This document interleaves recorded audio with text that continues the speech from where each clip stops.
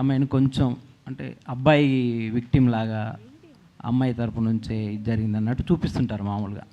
ఈ సినిమాలో మీరు ఎవరి పాయింట్ ఆఫ్ వ్యూలో చూపించారు, ఇద్దరి పాత్రలకి ఎలా న్యాయం చేశారు, మేల్ ఫీమేల్? ఎవరి పాయింట్ ఆఫ్ వ్యూలో ఉండదండి సినిమాది. Basically both, it balance both. So basically మీరు ఏ పర్స్పెక్టివ్లో అడిగారో నాకు కొంతవరకు అర్థమైంది.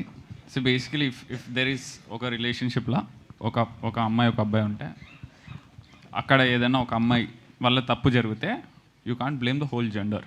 ఓకే, వన్ పర్టికులర్ సిచ్యువేషన్లో ఒక అమ్మాయి చేసింది, ఒక అబ్బాయికి ఒక అమ్మాయి మధ్యలో ఒక అబ్బాయి తప్పు చేస్తే that particular boy or a man made a mistake. It's not, you can't just put it to a gender.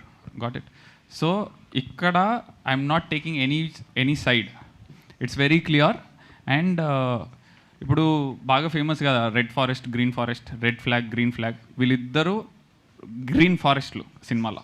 వీళ్ళిద్దరు సైడ్కి వెళ్ళి మీరు ఇట్లా మచ్చబెట్టడానికి ఏముండదు. ఇద్దరు పర్ఫెక్ట్ ఉంటారు సినిమాలో, ఒక్కరు కూడా ఏం తప్పు చేయరు.